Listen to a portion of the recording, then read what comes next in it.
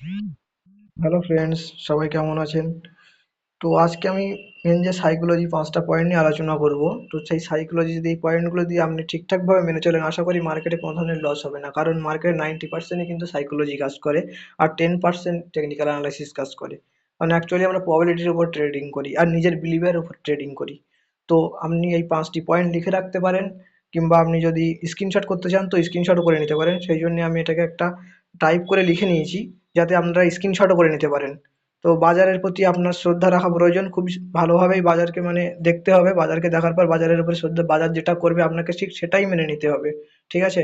এখানে 100% নিশ্চিত বলে কিছুই নেই, কারণ আমরা প্রবাবিলিটিকে ট্রেডিং করি। প্রবাবিলিটি, সম্ভাবনা। কি বলছেন, বুঝতে পারছেন কি বলছি আমি? অনিশ্চয়তা প্রত্যেকটা ট্রেডে কিন্তু থাকবেই। ঠিক আছে? আর দোষারোপ বন্ধ করুন, যে কোনো ধরনের দোষারোপ কাউকে করলে হবে না, যে কোনো লোকসান হয়েছে এই কারণে, ব্রোকারের জন্য, কোনো এক্সচেঞ্জের জন্য দোষারোপ হয়েছে, কোনো সংবাদের জন্য দোষ হয়েছে। অ্যাকচুয়ালি আপনার যে সিস্টেমে আসলেই আপনি ট্রেড করবেন, সেগুলো আমি পরবর্তী পয়েন্টে আমি আলোচনা করব। ঠিক আছে? ঝুঁকি ব্যবস্থা, যেটাকে আমরা রিস্ক রিওয়ার্ড বলি।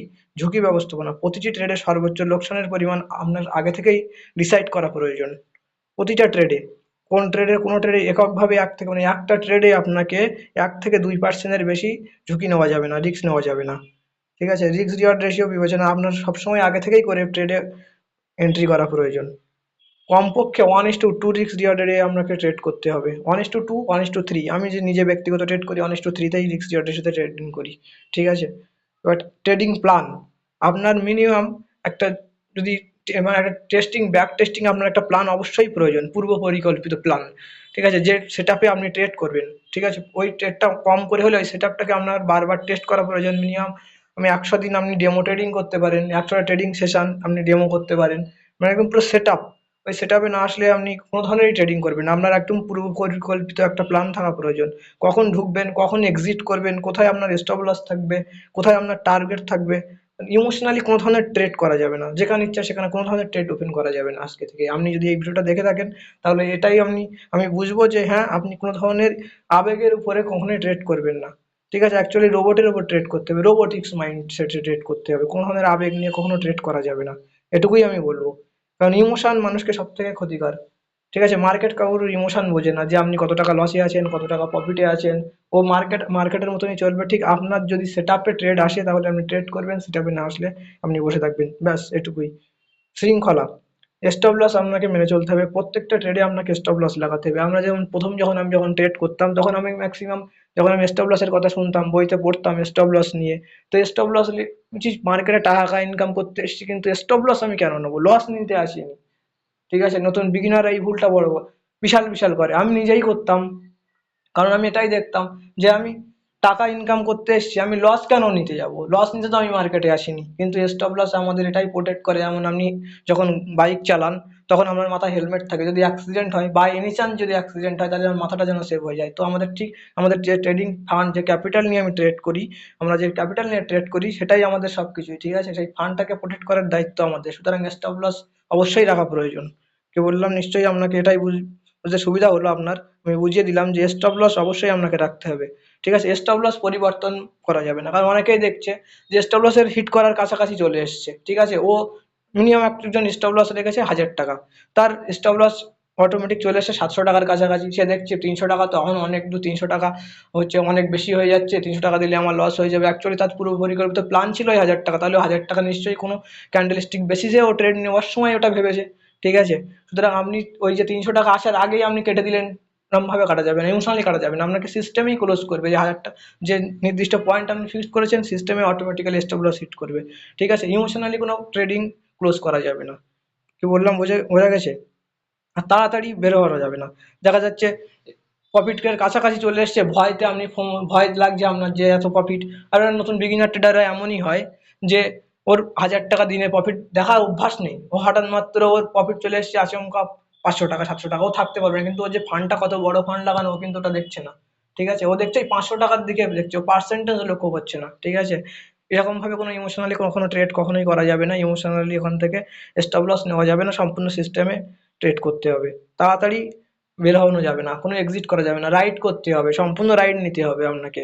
ওভার ট্রেডিং করা যাবে না, ওভার ট্রেডিং একদমই খুবই খারাপ জিনিস। রিভেন্স ট্রেডিং যেটাকে আমরা রিভেন্স ট্রেডিং করছে, যে লস খেয়েছি সাথে সাথে আবার ট্রেড নিলাম, লস হয়ে গেছে আবার ট্রেড নিলাম, এরকম একদমই করা যাবে না, ঠিক আছে। ট্রেড বড় লটে কখনোই ট্রেড নেবে না, কারণ আপনার রিস্ক রিওয়ার্ড রেশিও অনুযায়ী আপনাকে প্রথমে আস্তে আস্তে এগোতে হবে, ঠিক আছে। বড় লট নিয়ে কখনো ট্রেড করা যাবে না, ওভার ট্রেডিং একদমই করা যাবে না, এটাকে শৃঙ্খলা। তারপর পাঁচ আছে যেটা মনোভাব ও অভ্যাস, ঠিক আছে। ট্রেডিংকে অর্থ উপার্জনের মাধ্যম না ভেবে এটি ব্যবসা বা দক্ষতা বিকাশের প্রক্রিয়া হিসাবে দেখুন, ঠিক আছে। এটা একটা বিজনেস, এটাকে যেখানে আমি আসছি, আজকে আসার সাথে সাথে আমার টাকা ইনকাম হয়ে যাবে এমন কিছু নয় কিন্তু।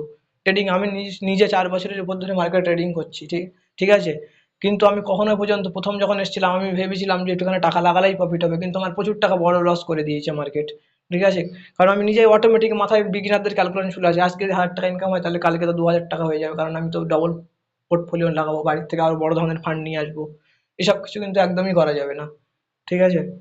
এটাকে অর্থ উপার্জনের কিছু ভাবলে হবে না, আপনাকে বিজনেস একজন বিজনেসম্যান যেভাবে বিজনেস করে তার রিস্ক রিওয়ার্ড রেশিও মেনটেন করে, একজন কিন্তু বিজনেসে তার কাছে সমস্ত টাকা কিন্তু ওখানে লাগিয়ে দেয় না। তার ফান্ড তার নিজস্ব কাছে থাকে, যে পরিমাণ টাকা রিস্ক ওঠাতে যায় তার আগের থেকে ক্যালকুলেটেড রিস্ক থাকে, ঠিক আছে।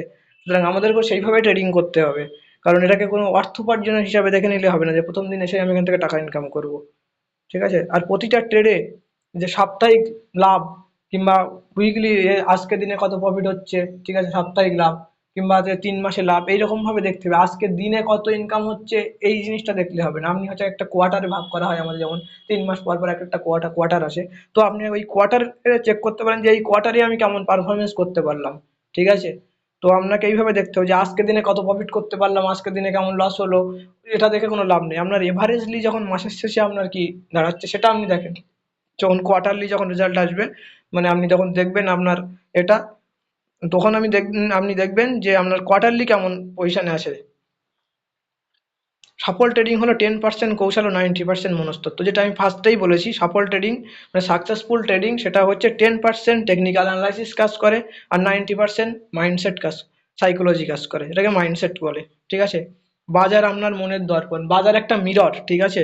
আপনি যদি ভয় বা লোভ দেখান তো বাজার আপনাকে সেটাই দেখাবে, আপনি যদি ভয় পান তাহলে বাজার আপনাকে ভয় দেখাবে, আপনি যদি গ্রিডি হন তাহলে বাজার আপনাকে গ্রিডি দেখাবে, প্রত্যেকটা ক্যান্ডেলই ট্রেড দেখাবে। কিন্তু না, অ্যাকচুয়ালি আপনার সেট আপ আছে, যদি সেই সেট আপে যত সময় না আসবে আপনি ট্রেড ওপেন করবেন না, ঠিক আছে। বাজার আপনার মনের দর্পণ, এটা তো বলেই দিলাম যে বাজার আপনাকে সেটাই লোভ দেখাবে। ট্রেডিং এ আপনার লক্ষ্য হওয়া উচিত সঠিকভাবে ট্রেড করা, আপনাকে অবশ্যই সঠিক লক্ষ্য এটাই হওয়া উচিত যে আমি সঠিক ট্রেডটা নিতে সঠিক টাইমে এক্সিকিউট করতে পারছি কিনা, সঠিক টাইমে সঠিক ট্রেডটা এক্সিকিউট করতে পারছি না। তো এই যে পাঁচটি যে আমি বললাম যে পাঁচটি যে কি পয়েন্ট রয়েছে সাইকোলজির, তো এই পাঁচটি কি পয়েন্ট আপনি মনে করলে লিখে নিতে পারেন এখান থেকে, আবার যদি মনে করেন তো স্ক্রিনশটও করতে পারেন, ঠিক আছে। তো এর পরবর্তী যদি কোনো যদি ভিডিও থাকে সাইকোলজির ব্যাপারে আমাকে জানাবেন, আমি নিশ্চয়ই ভিডিও আপলোড করে দেবো। Thank you.